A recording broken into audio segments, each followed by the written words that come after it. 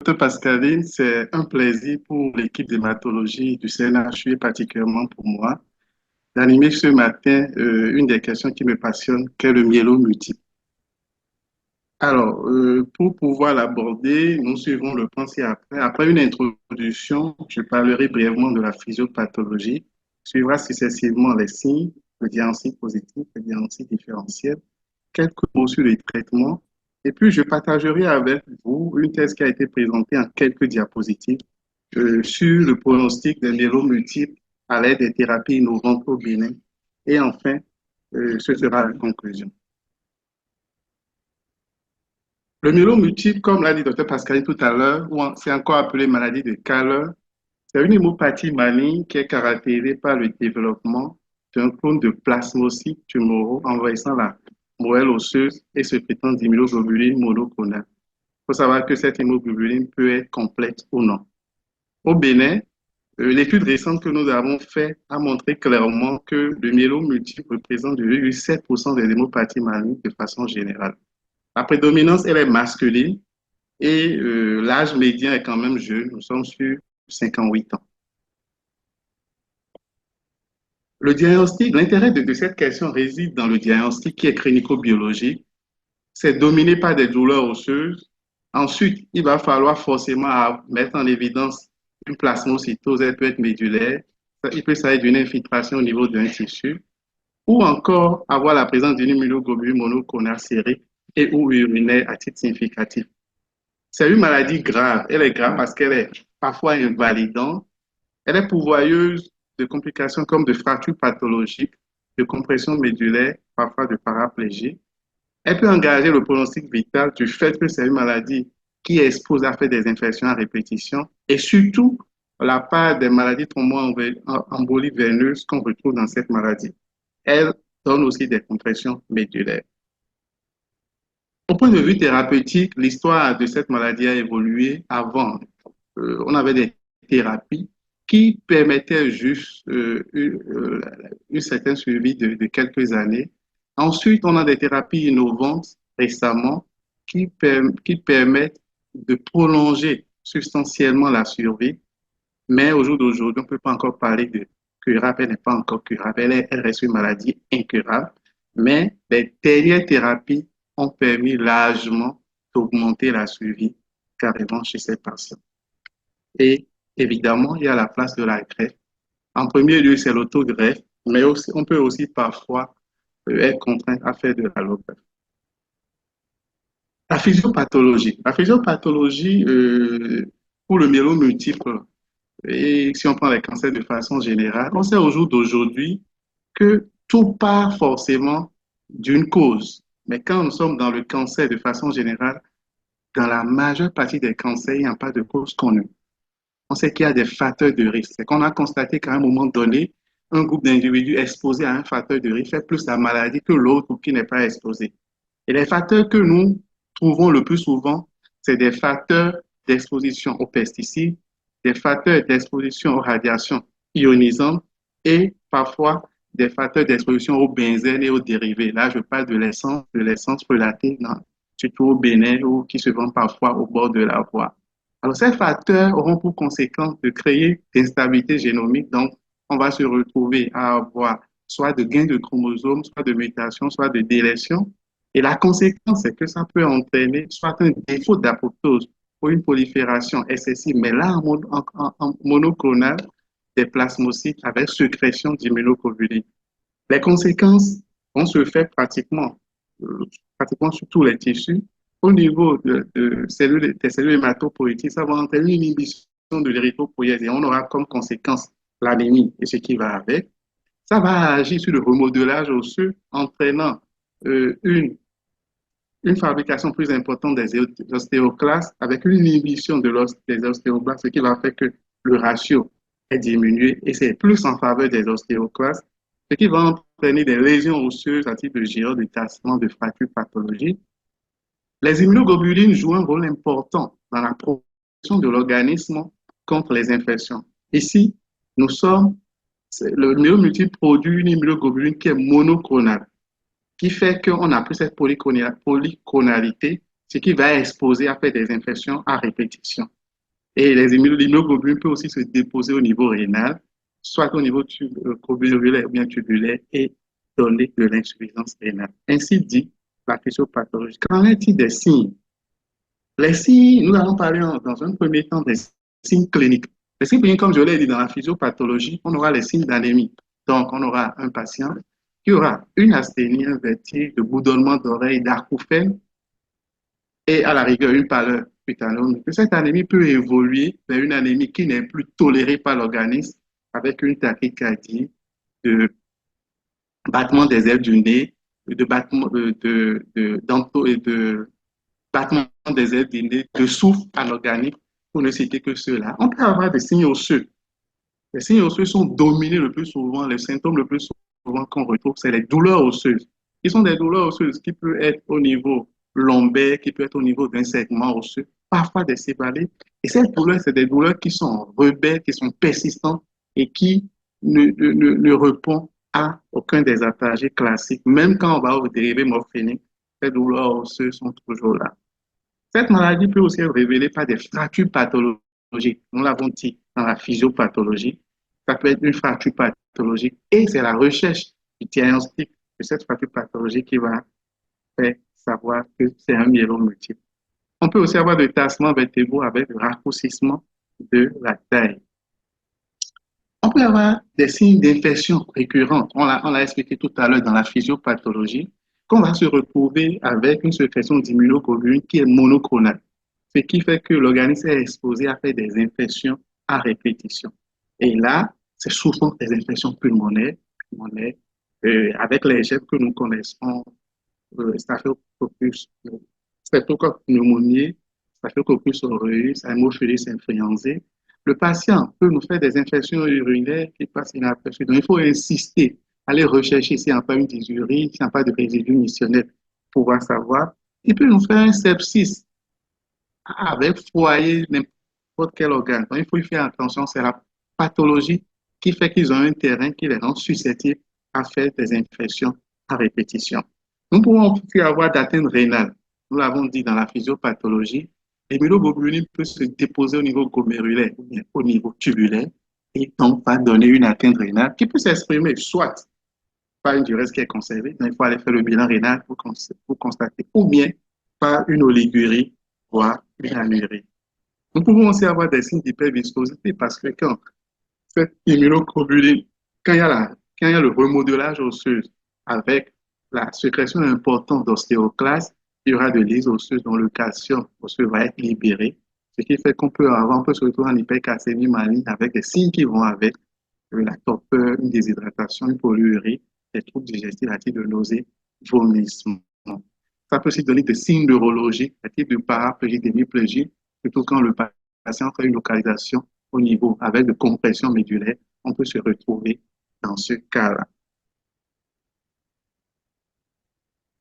Nous pouvons avoir des signes d'hyperviscosité et ça s'explique aisément parce que comme il y a une prolifération qui est incontrôlée d'immunoglobulines par les plasmocytes, ce qui va faire qu'on va se retrouver en hyperprotidémie dont le sang va devenir visqueux, on aura les signes d'hyperviscosité comme céphalée, vertige, parfois de convulsions et il faut y faire attention à cela. Ce qui est particulier dans le myélome multiple, c'est qu'on n'a pas d'organomégalie, on n'a pas de syndrome tumoral périphérique, on n'a pas d'adénopathie, on n'a pas de splénomégalie, on n'a pas d'hépatomégalie. Qu'en est-il des signes paracliniques? Le premier examen que nous allons demander, c'est l'hémogramme. Évidemment, nous allons constater sur l'hémogramme qu'on aura une anémie, qui soit une anémie centrale, une anémie normocytaire régénérative. Parce que, je l'ai dit tout à l'heure, c'est une prolifération de plasmocytes. Et ces plasmocytes auront une tendance à étouffer la moelle osseuse. Donc, dans ce cas, on va se retrouver à avoir une anémie qui est d'origine centrale. Aussi, on va constater que les hématocytes sont en volo. C'est l'hyperviscosité qui justifie cela. Et quand on va regarder les autres liés, c'est exceptionnel de constater que nous avons une numération, que nous aurons une thrombopénie ou bien une leucopénie, parce que le plus souvent, la numération plaquettaire et la numération des leucocytes est souvent normale. Et c'est aussi dans quelques cas qu'on peut avoir des plasmocytes qui circulent. Et là, à un certain seuil, on pourrait parler d'une leucémie à plasmocyte. L'un des examens clés du diagnostic, c'est le myélogramme. Le myélogramme, on va le faire et on va constater qu'il y a une plasmocytose médulaire. Normalement, les plasmocytes sont autour de 1 à 2%. Mais là, on va constater qu'on a plus de 10% de plasmocytes. C'est ça qui va permettre de pouvoir dire que euh, euh, nous avons une infiltration plasmocytaire. Ça va nous faire suspecter un myélome multiple. Donc, pour faire le diagnostic, j'ai dit qu'on a l'hémogramme, on aura une anémie qui est normocytaire normochrome. On peut avoir des hématies en rouleau sur le frottis. C'est exceptionnel d'avoir une thrombopénie ou bien une leucopénie. Sur le médulogramme, on va constater qu'on a plus de 10% de plasmocytes qui infiltrent en moelle. Parfois, le myogramme n'est pas suffisant parce qu'il faut savoir que la diffusion au niveau du submédulaire, quand on parle de myélome multiple, elle n'est pas harmonieuse. Donc, on peut être amené à aller jusqu'à faire une biopsie ostéomédulaire pour pouvoir faire le diagnostic. La vitesse de sédimentation, évidemment, sera élevée. On peut aller jusqu'à 100 mm à la première à cause de cette hyperviscosité dont nous avons parlé. Un des éléments clés du diagnostic, c'est l'électrophorèse des protéines serrées. Nous allons constater clairement que nous aurons une hyperprotidémie parce qu'il y a une prolifération qui est exagérée, qui est exagérée. Et là, nous allons constater surtout que sur l'électrophorèse des protéines, c'est en termes de fragments de protéines que le fragment en zone gamma serait élevé et on aura un pic. Il y a un pic en chose là, un pic. Je vais utiliser le pointeur. Très bien. Donc là, nous avons les l'électrophorèse de protéines sériques. Nous avons les différents fragments, l'albumine, l'alpha 1, l'alpha 2, bêta 1, bêta 2. Nous avons la zone gamma. Normalement, la zone gamma elle est bien arrondie. Mais là, on va constater qu'on aura un pic à base étroite et avec un taux qui est vraiment élevé. Qui est vraiment élevé. Ouais, si on regarde sur ça, on a gamma qui est à 44,6 alors que ça ne devrait pas dépasser 13,5 grammes par litre. Donc, on a un pic en gamma qui est un pic monoclonal. Mais ce il faut savoir si ce pic est vraiment monoclonal. Il faut demander l'immunofixation des protéines sériques pour aller voir quelles sont les chaînes, quelle est la chaîne lourde et la chaîne légère impliquée. Alors, ça permettra, en termes de chaîne lourde, si on est dans le myélome multiple, c'est le plus souvent IgG qu'on a, suivi de IgA, qui est dans 20% des cas. Et puis après, on peut avoir IgD en termes de chaîne lourde. IgD. IgD, une particularité, c'est chez les plus jeunes, c'est des patients qui sont autour de 35 ans, 40 qui ont ça. Et c'est des patients qui ont des lésions osseuses importantes.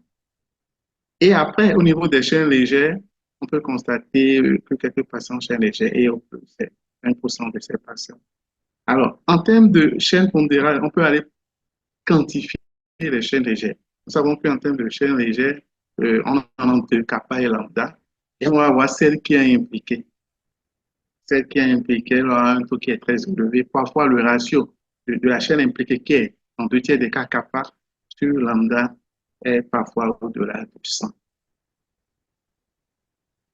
Nous allons demander une protéinurie de 24 heures qui peut être élevée au-delà de 1 gramme par litre. Vous allez entendre parler de protéines de Bain-Jones, ça permet d'aller voir les chaînes légères qui sont déposées au niveau, c'est souvent qualitatif. La protéinurie par rapport à la bandelette urinaire dans le myélome multiple ne sera pas positive parce que la bandelette urinaire ne permet pas ne permet pas de mettre en évidence la pulmine. Alors, en termes d'imagerie, dans le myélome multiple, la physiopathologie nous l'a montré clairement que nous avons des lésions osseuses. Donc, il faut mettre en évidence ces lésions osseuses parce que c'est des lésions qui sont caractéristiques. Donc, nous allons demander une radiographie du squelette, donc du crâne, une radiographie cervico-dorso-lombaire, du bassin, du fémur, de l'humérus. Et nous allons constater la présence de géodes, qui sont des lésions qui sont bien circonscrites à bord régulier, à l'emporte-pièce. C'est comme si quand on dépose une pièce de monnaie, c'est bien séquencé. On peut avoir des lises osseuses, on peut avoir des fractures pathologiques, au moins de mouvement des fractures pathologiques. Nous pouvons avoir des tassements vertébraux. Si le patient n'a pas les moyens, souvent dans nos conditions, et qu'on doit demander une seule radio, c'est la radiographie du crâne de profil, qui le plus souvent peut nous montrer lésions gérotiques. Idéalement, il faut demander de l'IRM médulaire au patient pour surtout constater est-ce qu'il n'y a pas de compression médulaire parce que c'est une urgence et ou radiculaire. Alors, pour faire le diagnostic positif, le patient, il va venir dans un contexte, le plus souvent, dans 80% des cas, il a de douleurs osseuses. Nous avons demandé l'hémogramme qui montre que nous avons une anémie normocytaire régénérative. Ça peut vouloir dire plusieurs choses. Mais la clé, c'est que nous devons faire un myélogramme. On va demander un myélogramme qui va montrer que nous avons plus de 10% de plasmocytes qui infiltrent à mourir. Ce sont des plasmocytes qui sont dystrophiques, qui sont binucléés, ainsi de suite.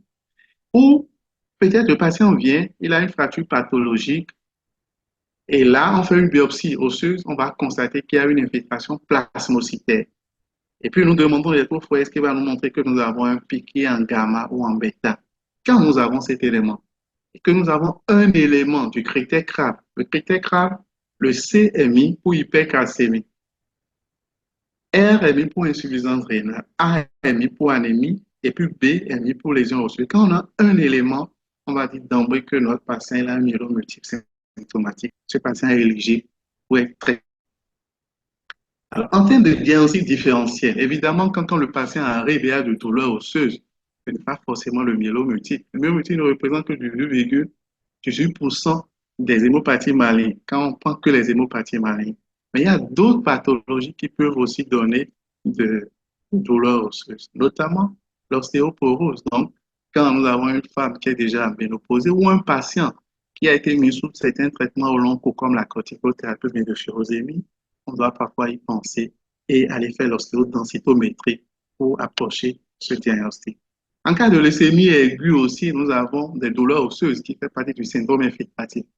Donc aussi, il y a d'autres éléments qui vont entrer en jeu, le syndrome tumoral, le syndrome d'insuffisance médulaire, et le myélogramme, évidemment, va permettre de savoir si on est sur leucémie aiguë ou bien si on est sur le myélomultiple. Mais il faut savoir que la leucémie aiguë est une pathologie qui est aiguë, qui va très vite, alors que le myélomultiple peut prendre du temps, des mois, avant que ça ne se révèle.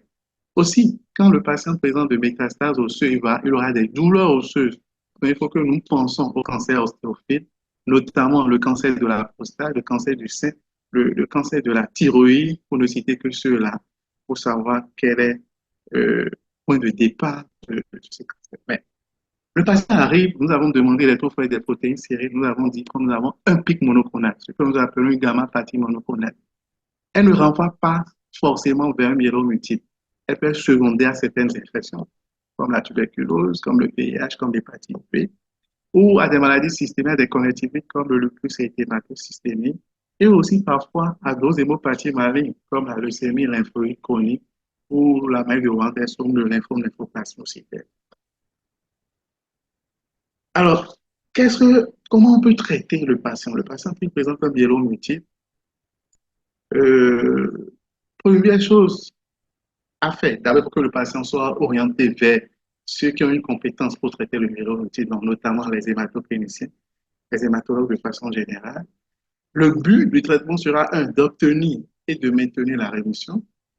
Deuxième chose, de prévenir la maladie thromboembolique veineuse, il faut y penser parce que vu tout ce que nous avons comme hyperviscosité, le patient est à risque et parfois certains traitements aussi exposent à ce risque. Et parfois, le patient peut aussi avoir de comorbidités qui l'exposent à une telle pathologie. Et surtout, d'améliorer la qualité de vie du patient. Alors, comme moyen, il y aura la chimiothérapie. Il faut comprendre qu'en termes de chimiothérapie dans le myélomultiple, nous utilisons le plus souvent des triplettes, des molécules, trois molécules.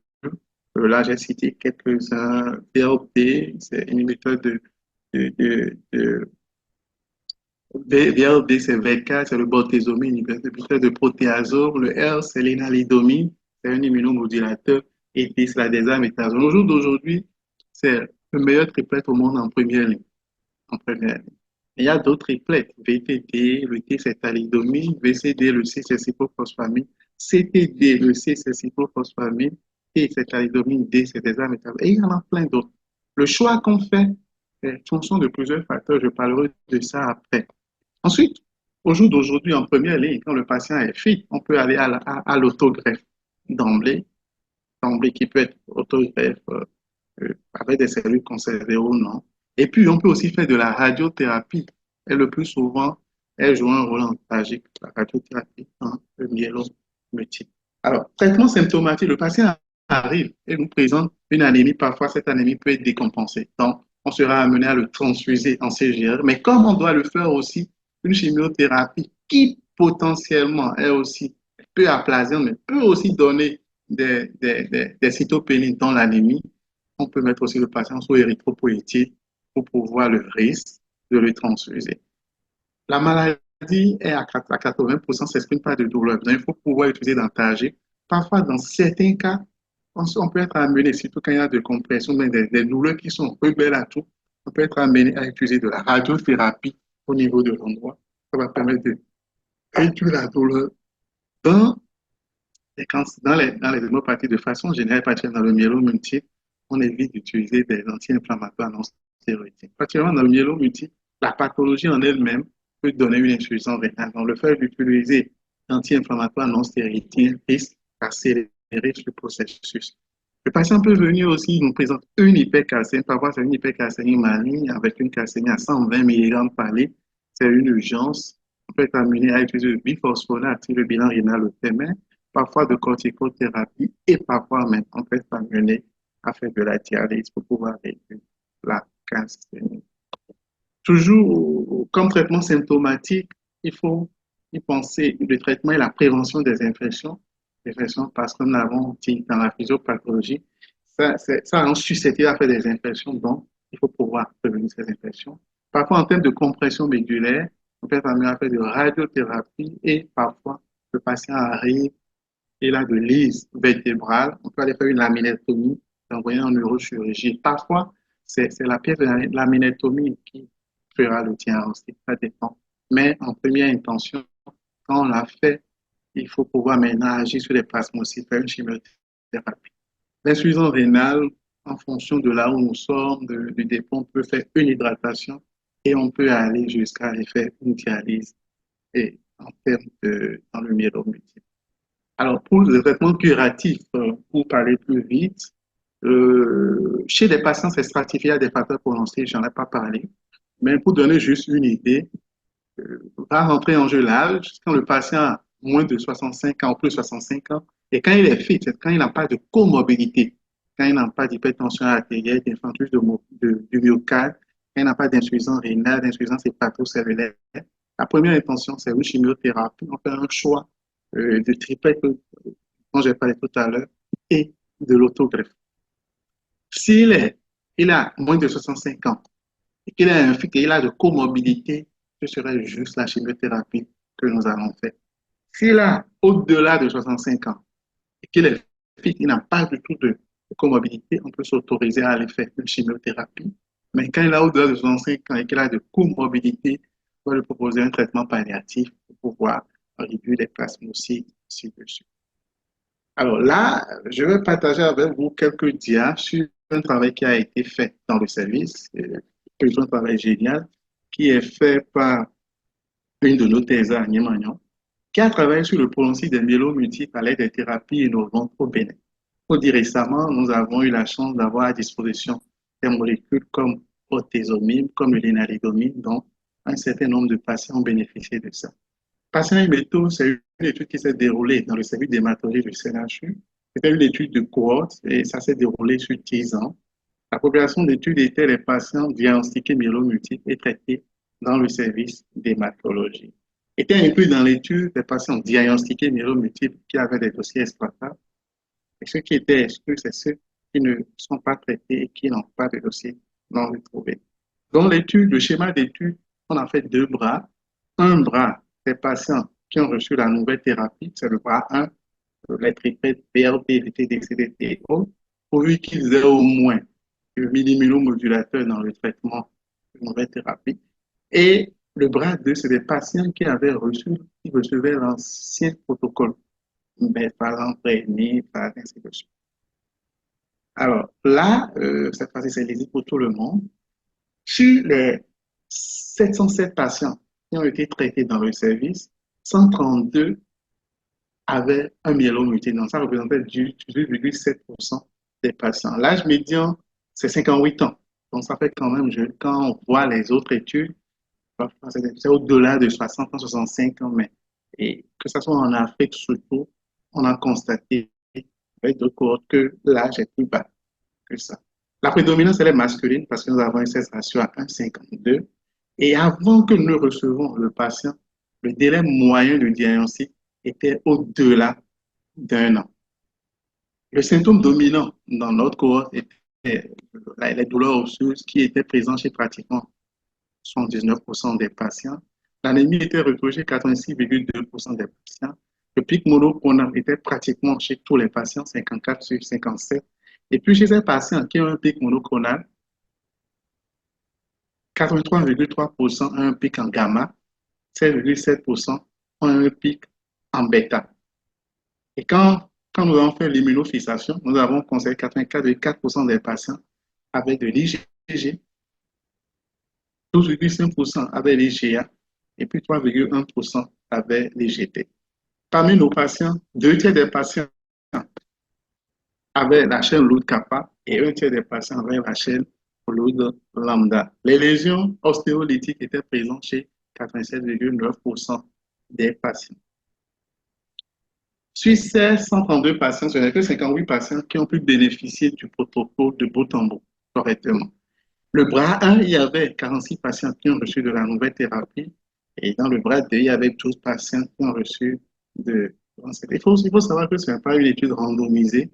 C'est une étude que nous avons faite pour, à notre propre niveau, nous dire est-ce qu'il y a une raison par rapport à cette nouvelle thérapie de continuer avec et demander aux patients quand même de sortir autant d'argent pour se faire traiter. Et puis, nous avons constaté en termes de suivi global, par rapport à la courbe qui est rouge, qui est en haut, c'est la courbe du bras 1, c'est ceux qui ont reçu la nouvelle thérapie.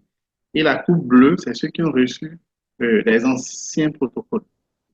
Quand on prend la courbe rouge, nous constatons qu'à pratiquement 60 mois, en abscisse, c'est le mois, et en ordonnée, c'est le pourcentage de suivi. Nous avons constaté que pratiquement à 60 mois, donc pratiquement à 5 ans, 50% des patients qui ont reçu la nouvelle thérapie sont encore en vie. Ils sont là, avec une bonne qualité de vie. Alors que nous avons constaté qu'on prend l'ancien protocole à peine à 20 mois, donc moins de 2 ans, autour d'un an et demi déjà, que la moitié de ces patients ne sont plus. Et puis nous avons constaté carrément que les nouvelles thérapies, donc le bortezomib, les émetteurs de protéasome, surtout les immunomodulateurs de deuxième génération, le nénalidomide, ont véritablement impacté ces patients, ce qui a fait que nous avons quand même eu un suivi qui est quand même important et qui laisse espoir. En conclusion, nous retenons de façon générale que dans nos contextes, le myélome multiple est une pathologie de sujets jeunes en Afrique et particulièrement au Bénin. Les douleurs osseuses sont souvent les maîtres symptômes dans pratiquement 80% des cas. Les douleurs osseuses que nous constatons.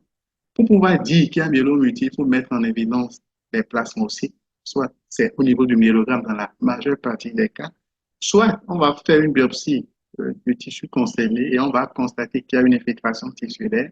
Et pour dire que c'est un myélome symptomatique qui nécessite un traitement, il faut forcément un élément grave, soit une hypercalcémie, soit l'insuffisance rénale, soit l'anémie, soit les lésions osseuses. Au jour d'aujourd'hui, le myélome multiple reste une pathologie incurable, mais la suivi a nettement augmenté. Et notre cohorte, l'étude de notre cohorte aussi, nous montre clairement qu'elle a augmenté avec les nouvelles thérapies. Merci à vous, merci à tout le monde. Et je retourne la parole à Dr Pascal.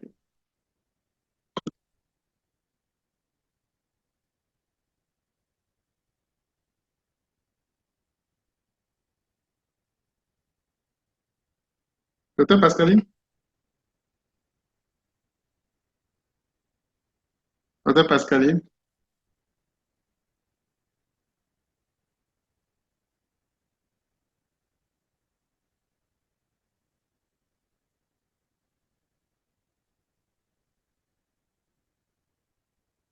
allô?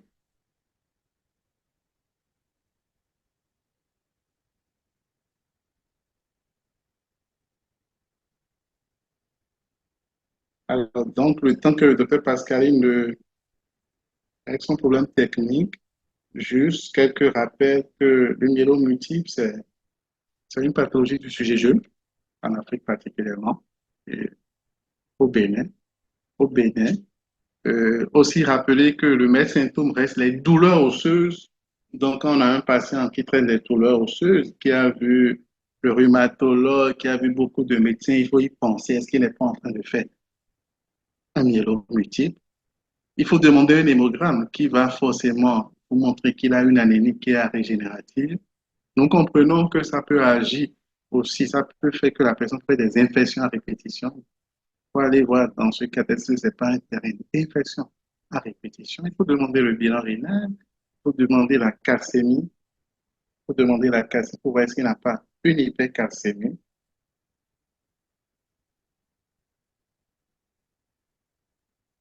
Est-ce qu'il n'a pas une hypercalcémie? Il faut demander ça. Est-ce qu'il n'y a pas de lésion osseuse? Et lorsqu'on constate qu'il a un de ces éléments en plus de plasmocytose médulaire, là, c'est bon. C'est bon pour nous. Et puis, ça reste une pathologie incurable au jour d'aujourd'hui, mais quand même, une pathologie en termes de cancer où on peut mettre de molécules. Et avec ces molécules, on peut avoir 5 ans, 7 ans, 10 ans de rémission. Ça fait quand même beaucoup pour quelqu'un qui, puisque la science évolue et d'autres molécules sont découvertes au fur et à mesure. Donc, l'avenir promet pour cette pathologie. Merci à vous. Merci, docteur Pascal. J'espère que vous êtes là et je vous retourne la parole.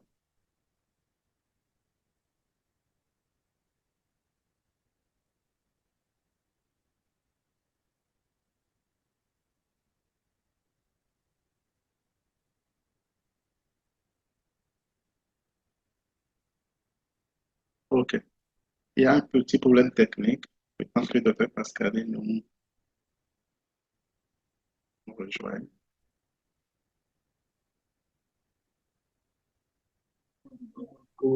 Donc, pour ceux qui ont rattrapé le train, le temps que c'est pas grave, nous avons parlé du myélome multiple, qui est une hémopathie maligne, c'est un cancer du sang.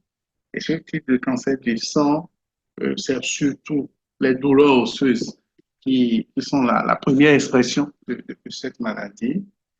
C'est une maladie normalement qui est vue sur d'autres cieux chez des patients plus âgés, au-delà de la soixantaine. Mais dans notre contexte-ci, nous constatons que nous avons de plus en plus de patients jeunes, souvent douleurs osseuses. Donc, quand un patient commence par présenter de douleurs osseuses à répétition, il faut y penser rapidement, l'orienter vers un hématologue qui peut mettre le traitement. Merci à vous. C'est bon du côté de Pascaline. Je lui retourne à nouveau la parole. Merci bien. Merci beaucoup, docteur Oussou. J'espère que vous arrivez à m'entendre. Oui, nous entendons. Désolée, vraiment, mon micro était fermé, puisque pour les enregistrements, on ferme les micros pour permettre un meilleur enregistrement. Donc, je vais demander à ceux qui ont des questions de bien vouloir lever la main et vous auriez la parole.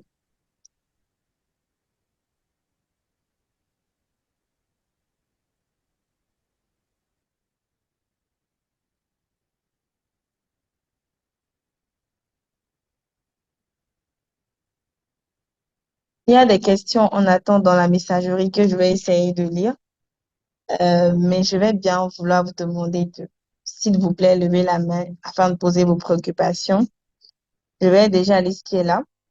Bonjour docteur, merci pour le partage. Quel est le risque de survenue de l'atteinte rénale chez un sujet de plus de 60 ans avec une comorbidité HTA? Première question. Deuxième question. Y a-t-il une règle hygiéno-diététique chez les sujets ayant un myélome multiple? Docteur Desa, je pense que c'est Desambé Djiou du Tchad. Je ne sais pas si docteur Oussou aimerait aller directement avant que je ne donne la parole à docteur Moussa qui a levé la main. Vous avez coupé votre micro, donc je ne vous entends pas.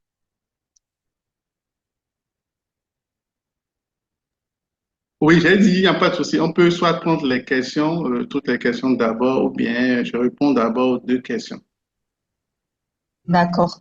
Je vais demander à Dr Moussa de prendre la parole et je vais demander à Monsieur ou Madame Van Yuba de fermer son micro.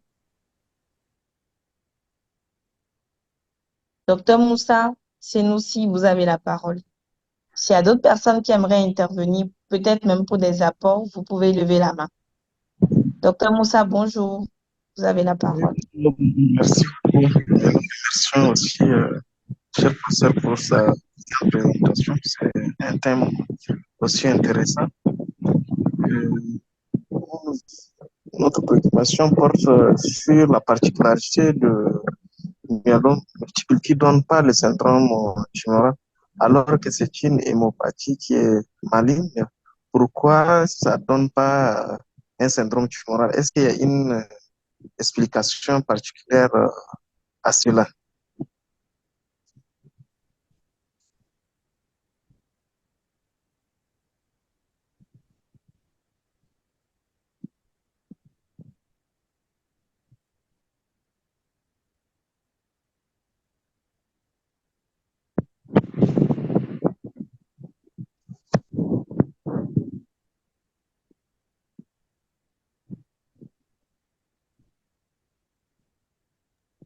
Docteur Moussa, est-ce que vous aviez fini avec votre question? Euh, Est-ce qu'il y a une explication par rapport à la particularité du myélome multiple qui ne donne pas. Là, on ne vous entend pas très bien. J'ai À bien moins que entendu la docteur... question. Oui, Ah, j'ai ok, bien donc, entendu. Oui, oui, il a dit super. pourquoi le myélome multiple ne donne pas un syndrome tumoral, alors que c'est une hémopathie maligne. D'accord. Docteur Moussa, si vous n'avez pas d'autres questions, je vais bien vouloir vous demander de fermer votre micro. Je Oui, vais je voulais demander à... aussi demander, Vous avez une question? oui, je voulais aussi demander la place de dexaméthasone dans la prise en charge parce que tout à l'heure, on a vu dans les différents protocoles, que ce soit le BAD, toutes les trois propositions, on a vu le dexaméthasone qui est là. Donc, quelle est sa particularité aussi? Merci. Merci à vous, docteur Moussa. Je vais demander vraiment à tous ceux qui ont des questions de bien vouloir lever la main. Ça va vraiment nous faciliter la tâche. Il y a docteur Ousmane qui a écrit bonjour, merci pour la présentation. Nous avons pris la formation en cours. Quels sont les signes cliniques du myélome multiple? Donc, si vous pouvez, docteur Oussou, revenir sur les Oui, signes cliniques pour notre collègue. Je pense qu'actuellement, il n'y a pas d'autres questions en attente. Il y a d'accord. docteur Abel qui a levé la main. Docteur Abel, vous avez la parole. Ok, merci. Je voudrais d'abord saluer le cher maître pour sa brillante présentation et bonjour à tous les collègues. Je suis un médecin généraliste, je suis au Tchad. Merci.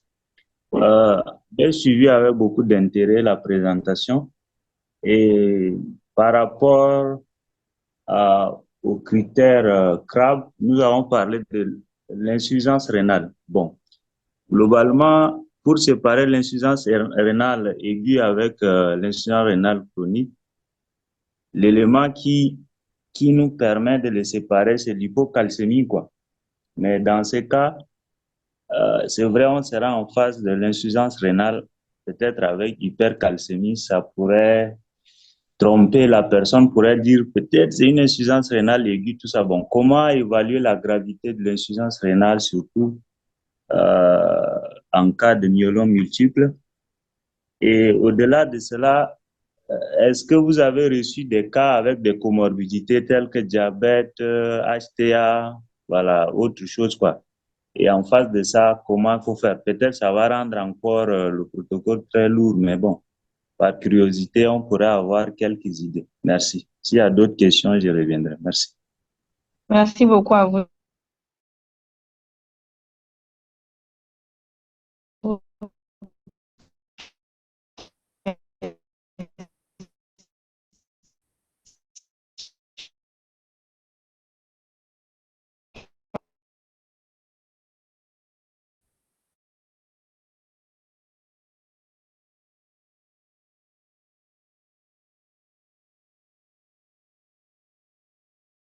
sécrétion d'immunoglobulines. Donc, le problème ici de l'insuffisance rénale est lié à cette sécrétion d'immunoglobulines, parce que dans la physiopathologie, cette immunoglobuline peut se déposer au niveau, au niveau des glomérules, mais des tubules, pour donner l'insuffisance rénale. C'est aussi vrai que dans certaines formes, puisque j'ai dit, en termes de chaînes, nous avons des chaînes lourdes qui peuvent être impliquées, comme des chaînes légères qui peuvent être impliquées. Parfois, on peut avoir un myélome même qui n'est pas sécrétant, qui est non sécrétant. C'est des cas exceptionnels. Mais quand on regarde, on voit que quand on a un défaut d'apoptose, comme l'a dit dans la physiopathologie de prolifération plasmocytaire, on peut avoir des dépôts de l'immunoglobuline au niveau rénal, qui sera à la base de l'insuffisance rénale. Ce n'est pas lié à cette mobilité. Le fait que le patient a fait une insuffisance rénale dans le myélome multiple n'est pas lié à l'hypertension artérielle. C'est lié à la pathologie et c'est lié à l'immunoglobuline qui est impliquée. Est-ce que c'est une chaîne lourde ou bien est-ce que c'est une chaîne légère? On sait que quand c'est les chaînes légères qui sont impliquées, la personne fera plus, ceux qui ont un myélome multiple à chaîne légère impliquée ont plus d'insuffisance rénale. Donc, c'est en fonction de ça. C'est pas que quand il a une comorbidité qui potentiellement peut lui donner une insuffisance rénale, quand le myélome est non. Mais le fait qu'il a cette comorbidité et que le myélome arrive, fait que ça devient un casse-tête. On a un facteur surajouté. Et il faut faire attention à cela. Alors, règle d'hygiène diabétique chez le sujet ayant le myélome multiple. Alors là, c'est le patient qui a le myélome multiple. Alors, il faut déjà savoir, en termes de, j'ai dit tout à l'heure que nous n'avons pas de cause connue du myélome. Les cancers, de façon générale, les causes ne sont pas connues. Mais ce qu'on sait, on a des facteurs de risque. Ces facteurs de risque, c'est qu'on a constaté que le groupe exposé aux facteurs de risque fait plus la maladie que le groupe non exposé. Très bien. Ça ne veut pas aussi dire non plus que quand on est exposé, on va forcément faire la maladie. Première chose. Donc, au jour d'aujourd'hui, les aliments ne sont pas incriminés. Dans toutes les études, on n'a pas encore incriminé que tel aliment peut donner le myélome multiple. Mais quand le patient a le myélome multiple, quand il est sous traitement, que c'est la question qui est posée, règle génodététique. Quand le patient est sous traitement, le traitement qu'on va faire, c'est de la chimiothérapie. Et quand on fait de la chimiothérapie, pendant la période de chimiothérapie, il y a un phénomène. Le principe de la chimiothérapie, c'est de détruire les cellules anormales et d'être moins délétère sur les cellules normales. Ce qui voudra dire que nous allons, dans un premier temps, créer une dépression immunitaire. Elle est voulue, elle est attendue. On va créer ce qu'on appelle la plasie post-chimio. Elle est un peu moins dans le myélome multiple. Et quand on crée cela, ça veut dire que le patient a moins de défense. Déjà, du fait de la maladie, il a moins de défense. On va faire qu'il aura moins de défense et qu'on va espérer qu'à la restauration immunitaire, que les défenses qui seront là sont des défenses à même qui ne posent plus de plasmocytes. Pendant cette période de traitement, tout ce qui est fast-food est à éviter. Fast-food, j'entends dire les cuissons rapides, un peu comme shawarma, hamburger, tout ce que les fast-food, c'est à éviter. Il faut que ce qui doit manger, que la personne doit manger, soit suffisamment cuit. Il ne faut pas que ça soit trop chaud ni trop froid. Parce que quand c'est le cas, pour nous qui sommes immunocompétents, on a nos défenses. Mais pour la personne qui n'est pas immunocompétente, vous comprenez que n'importe quel germe peut devenir un problème, peut être fatal. Donc, en gros, de façon générale, quand il est en traitement, c'est d'éviter les repas à cuisson rapide, shawarma, hamburger et autres. Il faut que la personne puisse manger chaude, pas trop chaude, pas trop froide. On est d'accord? On est d'accord. Alors, après cela, pourquoi pas de syndrome tumoral dans le myélome multiple? Il faut savoir que quand on parle d'hémopathie maligne, ce n'est pas dans toutes les hémopathies malignes que nous allons avoir de syndrome tumoral. Ça dépend de, de, de l'hémopathie maligne dans laquelle nous sommes. Ici, le myélome multiple a pour particularité que les plasmocytes vont être, plasmocyte, c'est un lymphocyte B qui après va acquérir cette compétence de pouvoir se traiter de immunoglobuline et devient plasmocyte. Donc, leur siège préférentiel, c'est la moelle osseuse. Dans la moelle, ça peut aussi un peu aller dans les ganglions lymphatiques. Mais ce n'est pas que ces plasmocytes vont s'hypertrophier. Et puis la prolifération aussi n'est pas importante. Ce n'est pas la même chose quand on est dans la leucémie aiguë. Dans la leucémie aiguë, c'est une prolifération importante, exagérée. Ici, il faut juste d'avoir 10%. Alors que dans d'autres hémopathies, comme la leucémie, il faut avoir 20% pour pouvoir dire que nous avons une synergie. Donc, ça ne le donne pas. Il n'y a pas de syndrome tumoral. Il y a aussi d'autres hémopathies malignes, que c'est exceptionnel d'avoir un syndrome tumoral. Donc, ça ne le donne pas.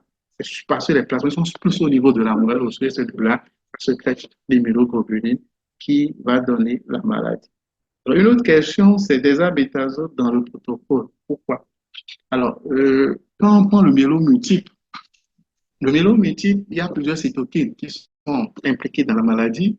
Il y a le micro-environnement médulaire qui est impliqué dans la maladie et qui fait que dans tous les protocoles pratiquement, on ajoute la désaméthasone qui va permettre de réduire cette inflammation qui est autour de cette maladie et qui aussi a, on sait que quand on fait le cortico, ça permet de stimuler aussi un peu le sang de l'appétit, qui va permettre aussi à la personne de pouvoir retrouver un peu de regain d'appétit. Donc, dans pratiquement tous les protocoles, on a désaméthasone, mais principalement, c'est à cause du micro-environnement médulaire pour réduire l'inflammation qui est autour pour pouvoir permettre des médicaments de jouer pleinement leur fonction. C'est un médicament essentiel, mais pas indispensable. Ce qui est indispensable, c'est si on prend les protocoles, c'est par exemple, si on prend VLD, ce que j'ai cité, c'est cortisone, c'est énergie, mais l'autre, c'est un ajout quand même qu'il faut pour réduire l'inflammation. Alors, OK, oui, il y a un collègue qui a pris ça en vol et qui a dit de lui parler un peu des signes cliniques. Pour parler des signes cliniques, on va faire simple. On va commencer par la physiopathologie. Au niveau de la physiopathologie, comme je l'ai dit tout à l'heure, que dans le myélome multiple, dans les cancers de façon générale et particulièrement dans le myélome multiple, on n'a pas de cause. On a des facteurs de risque. Et ces facteurs de risque, euh, c'est le plus souvent, c'est des expositions, par exemple, aux radiations ionisantes. Donc, c'est pourquoi, quand on doit faire une radio, il faut véritablement qu'on ait des raisons de faire une radio. Quand on fait un scanner, c'est des raisons qu'on envoie, c'est un bébé signalétique qu'on envoie. Donc, il faut qu'on ait une raison suffisante pour aller pouvoir le faire. Et il ne faut pas oublier que ces réunions agissent de façon cumulative. De façon cumulative. Les personnes qui sont exposées au benzène et dérivés, je veux parler de l'essence et dérivés de l'essence, ceux qui sont dans la peinture, ainsi de suite. Les pesticides, au jour d'aujourd'hui, euh, il y a plus de bouche à nourrir, donc il faut faire de l'agriculture intensive. Donc, on est parfois contraint d'utiliser des pesticides, des engrais agricoles, mais ça aussi agit sur l'organisme. Tous les jours, notre organisme est agressé. Il y a, il y a d'instabilité génomique. Donc, ça va aboutir soit à des délétions, à des mutations, à des gains de chromosomes. Dans 99% des cas, l'organisme ne répare pas bien. Mais si jamais il y a une malchance, c'est que ça ne répare pas bien. C'est ça qui sera la base d'une oncoprotéine qui fera qu'il y aura un défaut d'apoptose ou bien une prolifération excessive des plasmos, qui devient monoclonal, qui devait avoir la capacité de sécréter d'immunoglobuline polyclonale. Mais là, vous ne sécrétez qu'un type d'immunoglobuline. Et les conséquences, soit comme c'est au niveau de la moelle, ça va commencer par agir sur l'hématocrit, surtout sur l'érythropoïète, ça peut donner une anémie. Ça va agir sur le remodelage aussi. On dirait que c'est un équilibre, aussi bien les ostéoclastes que les ostéoblastes. Mais ici, en termes de myélomultiple, il y aura un déséquilibre, parce que c'est plus en faveur des ostéoclastes. Donc, on aura des lésions osseuses, on aura de gyopes, on aura de tassements, on aura de fractures pathologiques.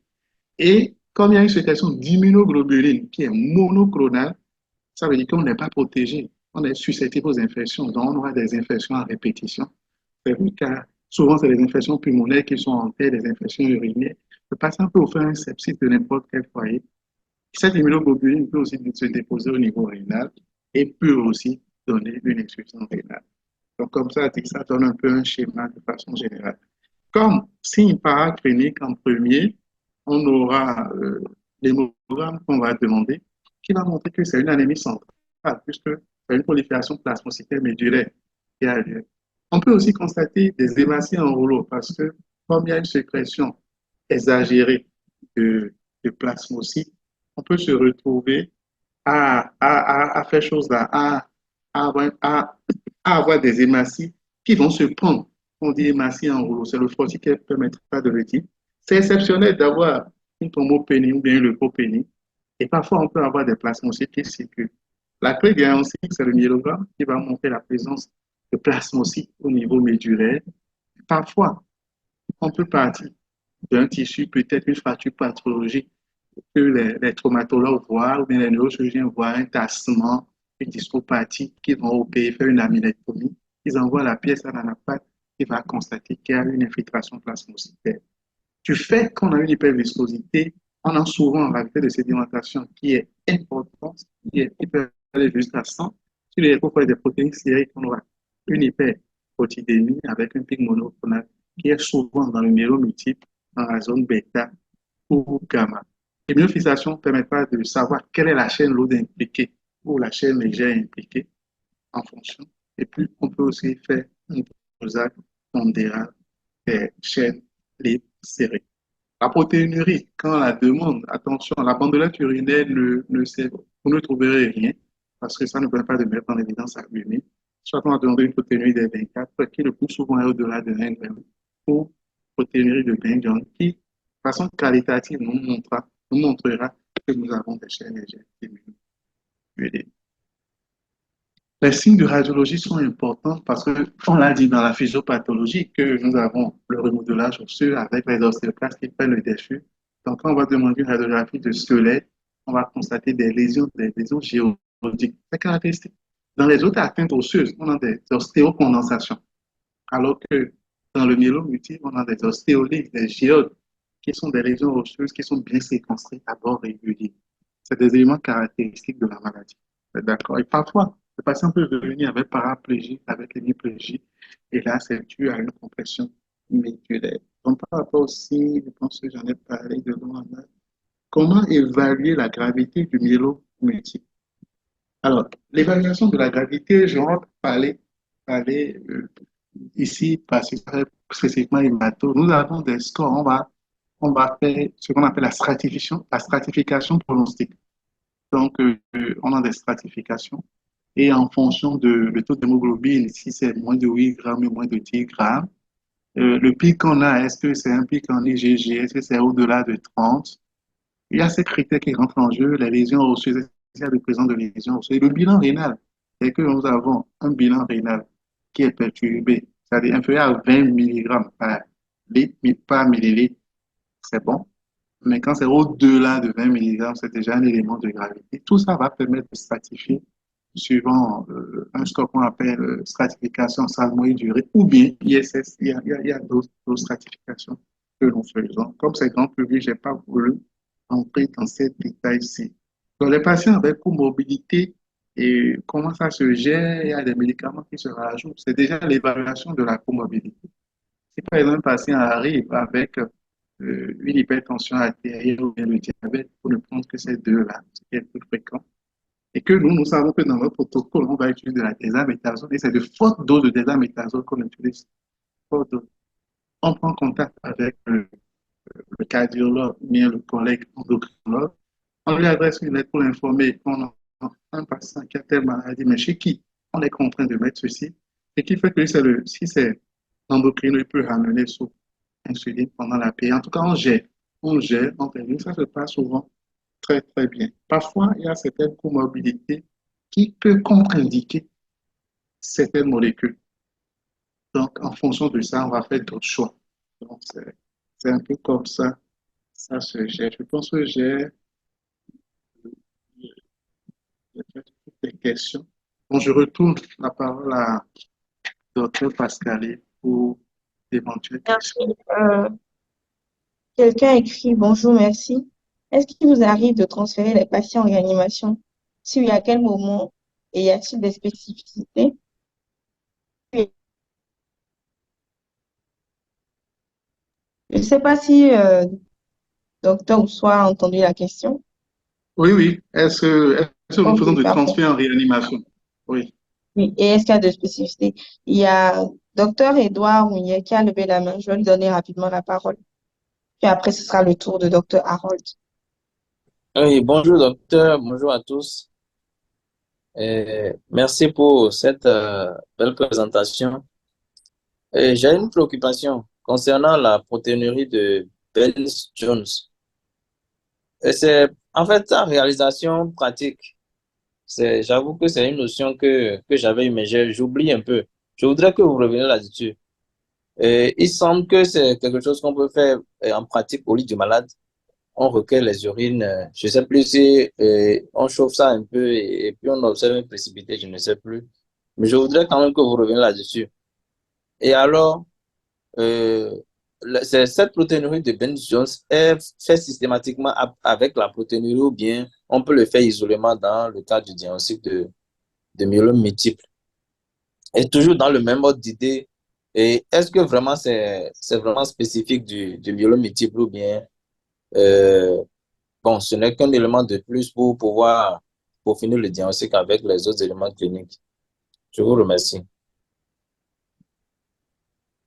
Merci, docteur Edouard. Je vais laisser la parole à docteur Harold. Je vous prie de bien vouloir vous présenter avant de poser votre question. Merci. La parole est à monsieur Harold. Ok. Bonjour à tous, bonjour docteur Osopo, merci pour votre brillante présentation. Je me nomme Didagwe Harold, étudiant en 5e année de médecine et ma préoccupation c'est au sujet des précautions à prendre dans la prise en charge des fractures pathologiques en cas de myélome multiple. Merci. Merci, docteur Harold. C'est le tour de docteur Tanguy. Je vais demander à docteur Edouard de le supprimer sa levée de main s'il n'a pas d'autres questions. Docteur Tanguy, vous avez la parole. Bonjour, vous me recevez? Bien. Oui, très bien. Allô? Vous me recevez? D'accord. Oui, très Bonjour à bien. tous. On vous reçoit bien. Bonjour, docteur Oussou, et merci pour votre présentation. Et je m'appelle Avanzo Tanguy, étudiant en 5e année de médecine. Et, mais j'ai quelques préoccupations. C'est pour savoir si, et dans le cas du myélome multiple, comparé aux autres maladies hématologiques, est-ce qu'il y a des anomalies chromosomiques ou bien des mutations génétiques qui modifieraient le pronostic dans ces cas, un peu comme dans les leucémies ou et, la maladie de Vaquez, par exemple. Est-ce qu'il y a des translocations ou des chromosomes particuliers, un peu comme le chromosome de Philadelphie, qui modifieraient le pronostic? J'aimerais une autre des questions, c'est de savoir, dans le cas où un généraliste faisait orienterait un patient vers les centres de référence pour la prise en charge, au cas où le patient retournerait dans la communauté régionale et de comment le généraliste peut-il faire le suivi et qu'est-ce qu'il pourra lui mettre des puces à l'oreille au cas où il aurait une rechute. Merci. Merci à vous, docteur Tanguy, pour votre question. Il y a docteur Abel qui demande comment séparer une IRA avec une RC dans ce cas précis, puisque l'hypercalcémie est positive. Donc, il aimerait savoir comment est-ce qu'on va faire la différence entre les deux. Docteur Oussou, vous avez la parole. Merci à Merci, docteur Tanguy de supprimer sa levée de main. Merci. merci bien, docteur Pascaline. Merci pour l'intérêt des collègues de s'intéresser à cette pathologie. Il y a une question, oui. Je vais commencer par cette question-là. Par rapport à l'hypercalcémie, comment faire la différence? Alors, il y a une particularité qu'il faut tenir compte. Le myélome multiple, la première question, la première chose à savoir, il faut d'abord que j'ai les plasmocytes. Quand moi, je n'ai pas les plasmocytes, même si j'ai une insuffisance rénale, je ne vais pas me poser des questions sur cette insuffisance rénale. C'est lié à quoi? Parce que si vous voyez dans les critères, c'est-à-dire qu'il faut d'abord avoir plasmocytes plus un élément du critère CRAB.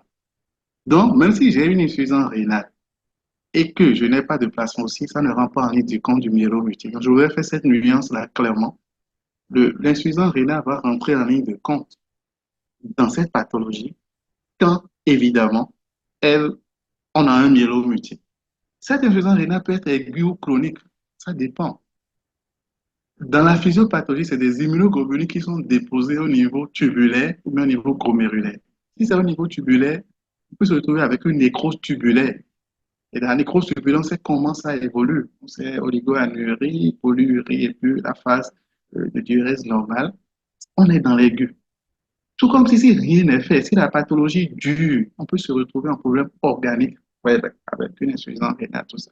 Donc, dans ce cas, ce qui est important pour moi, dans le myélome multiple, c'est de savoir si je suis sur un terrain de myélome multiple. Et quand je suis sur le terrain, quand j'ai une insuffisance rénale, je sais que c'est les immunoglobulines qui se sont déposées et je pourrais clairement aider mon patient dans ce sens. Alors, est-ce qu'il arrive de faire des transferts en réanimation? Bien sûr. Il arrive, puisque j'ai dit tout à l'heure que euh, une des particularités, c'est que nous avons une susceptibilité aux infections. Donc, quand on a une susceptibilité aux infections, donc on peut donc clairement qu'il peut arriver des cas. Et j'ai cité en premier, la première infection qu'on a le plus souvent, c'est l'infection pulmonaire. Il peut arriver que le patient présente une infection pulmonaire avec des détresse respiratoire, avec des difficultés de ventilation pulmonaire. Dans ce cas, on sera obligé de solliciter des collègues réanimateurs pour nous aider, pour nous aider. Donc, oui, il y a de ces cas qui peuvent nous amener. Parfois, dans les complications de l'hypercalcémie, quand on ne fait pas garde, ça peut faire qu'on peut se retrouver aussi en difficulté et se retrouver en réanimation. Donc, il y a de ces particularités-là. Alors, par rapport au côté de Benchiol, la personne a dit est-ce que c'est un élément de plus, tout ça, je suis d'accord avec lui. Au jour d'aujourd'hui, en ce moment, on ne demande plus protéines de Benchiol. Parce qu'on a tellement de critères qui nous permettent de dire le myélomultiple en plus. Et puis, quand on fait le prélèvement, on envoie au labo et ils ont des kits, et c'est le kit qui leur dira, ah, il y a un dépôt immunoglobulé. Bon, est-ce qu'on chauffe, est-ce qu'il y a de précipité? Je n'ai pas cette notion-là. Mon cher ami Harold a demandé quels sont, en cas de fracture pathologique, qu'est-ce que ça se fait? Alors ça, c'est une question essentielle. Quand il y a une fracture pathologique et que on constate que c'est une fracture pathologique, qu'on sache l'étiologie qui est derrière. Si c'est le myélome multiple, même quand le chirurgien se propose d'aller faire une ostéosynthèse, ça ne peut pas tenir. C'est comme, je vous donne un peu l'image du bois sec. Quand on prend le bois sec, le bois pourri, le bois sec, quand on le touche, ça s'effrite. Voilà, c'est un peu comme ça que ça va se faire. Donc, dans les fractures pathologiques, ce qui est essentiel, c'est d'abord d'agir sur la source, donc de détruire les plasmocytes. Donc, on va trouver un moyen pour le patient, si c'est à faire, si c'est quelque chose qu'on peut faire d'abord, et on démarre la chimiothérapie. C'est important. On démarre la chimiothérapie, on va l'évaluer à la fin pour voir est-ce que là c'est bon, est-ce qu'on a un peu de plasma, est-ce que les lésions que nous avons, les lésions réduites, il y a un peu de lésions, il y a un peu de déminéralisation osseuse, et ce n'est qu'après ça que nous donnons le OK pour dire là on peut l'opérer, on peut faire l'ostéosynthèse. Donc c'est souvent dans ce sens que ça se fait et l'équipe de traumato du CNHU est habituée, ça se fait correctement. Alors, M. Tanguy a demandé est-ce qu'il y a d'anomalies chromosomiques qui modifieraient le pronostic? Et oui, il y a d'anomalies qui modifient le pronostic. Quand nous avons le myélome multiple, entre autres, nous allons demander le karyotype et nous ciblons certaines anomalies. On sait que quand le patient, au jour d'aujourd'hui, a une translocation K14, cette translation est sensible à un type de médicament. Tant qu'on n'a pas mis, on ne peut pas espérer grand-chose. C'est sensible au bortezomib. Donc, il faut forcément le mettre sur bortezomib. On sait qu'il y a des anomalies comme la délétion 17P qui est une anomalie mauvaise. Les refus sont importants dans ce type d'anomalie. Donc, c'est un patient, il faut lui proposer le traitement le meilleur possible. Et deuxième chose aussi, les moyens, ils sont d'aller aussi vers l'autogreffe en première intention déjà, quand il a cette anomalie. Donc, et il y a les anomalies 1Q moins, pour ne citer que ceux-là. Alors, quand le patient est suivi, quand il est dans une zone éloignée, et il doit être suivi par le médecin généraliste, quels sont les signes d'alerte pour dire que, ah, attention, la pathologie est en train de rechuter. Donc, quand le patient est loin, et nous, normalement, dans le protocole, quand on en fait le traitement, on en fait un entretien, on le suit chaque 3 mois, les 2 premières années, puis après, on va passer 2 fois l'année. S'il est loin, évidemment, on peut demander à ce qu'un médecin général puisse le voir. Et puis, on va demander l'annulation de famille sanguine. Ça, c'est un no-go pour le voir. Et chaque 6 mois, on va demander l'électrophorèse des protéines sériques. On va comparer par rapport au gamma que nous avons. Quand on constate qu'il y a une ascension, là, déjà, on est peut-être en train de perdre la réponse. Et quand parfois aussi le patient commence à présenter encore de douleurs osseuses, ou bien quand il y a une anémie qui persiste, il y a une neutropénie. L'anémie peut persister, la neutropénie peut persister, du fait du traitement fait. Mais quand on constate qu'il y a des douleurs, ça peut être la maladie. Quand on constate que, ah, La cytopénie s'approfondit, ça peut être la maladie qui est là. Et surtout, on va demander l'électrophorèse des protéines séries et on constate qu'on a à nouveau une ascension du pic monoclonal. Là, ça peut être aussi une rechute. Merci, docteur Pascalet. Je ne sais pas s'il y a d'autres questions. J'ai pas de main levée ni de questions dans la messagerie. Donc, je suppose qu'il n'y a pas d'autres questions. Mais moi, j'aurais une question pour vous. Oui, Ma question serait, qu'est-ce que vous auriez aimé qu'on garde de la séance de ce matin? ok, T4. Alors, ce que j'aurais aimé qu'on garde de la séance d'aujourd'hui, et ça va revenir à la conclusion que, euh, alors, pour savoir que le myélome multiple, c'est vrai, dans la littérature, quand on va dire c'est le sujet âgé. Mais de plus en plus, dans nos contextes, ici, les sujets jeunes font le myélome multiple. Donc, il faut garder à l'esprit que le sujet jeune peut le faire. Deuxième chose, le maître symptôme, dans 80% des cas, c'est des douleurs osseuses.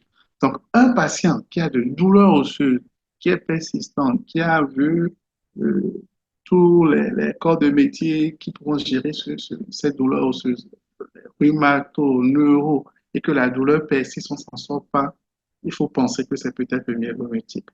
Quand nous avons demandé un hémogramme et qu'on a constaté qu'il y a une anémie, je pense qu'il y a eu déjà plusieurs présentations sur l'anémie. Une anémie n'est pas forcément égale à donner du fer.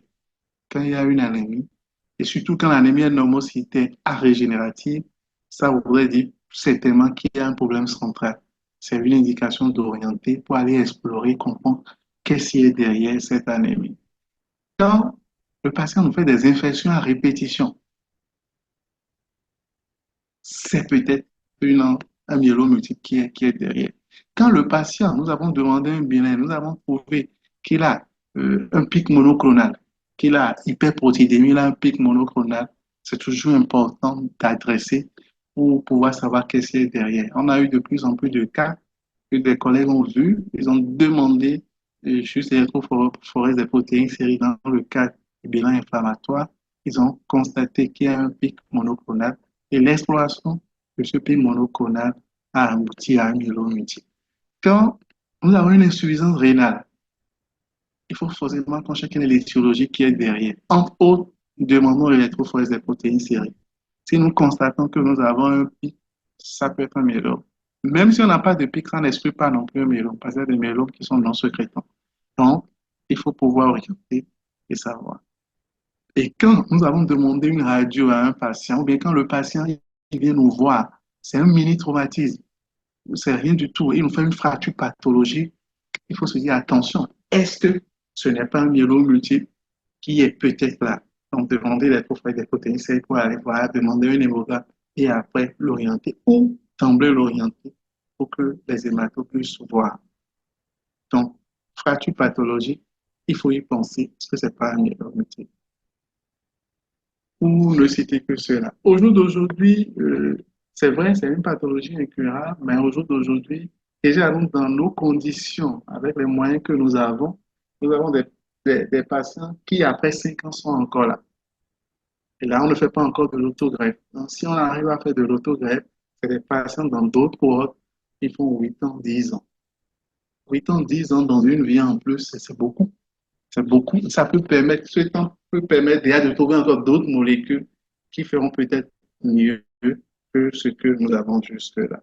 Je pense que c'est l'essentiel à retenir et merci à tous.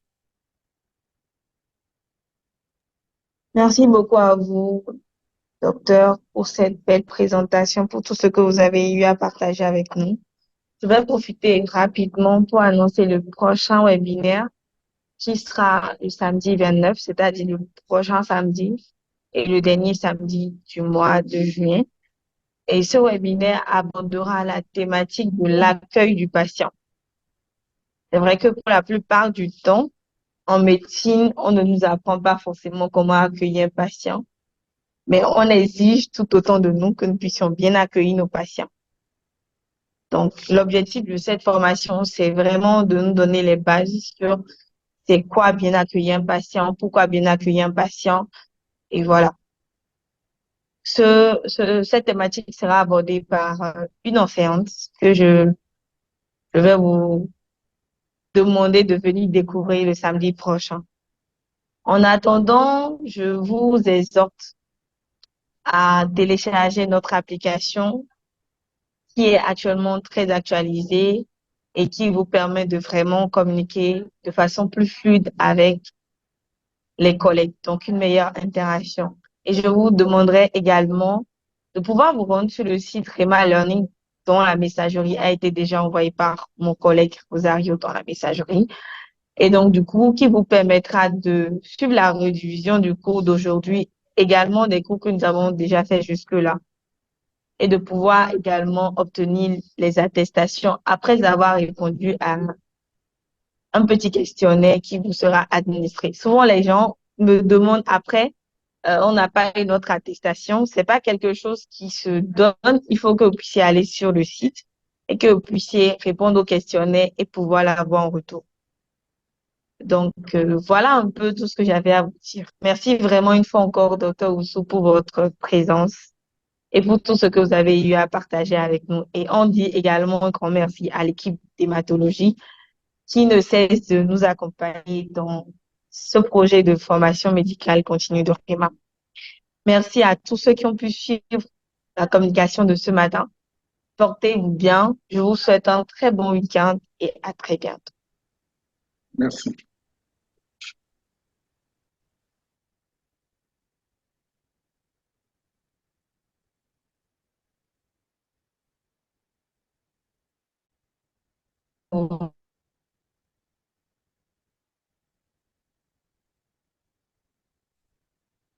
Ouais. Ok.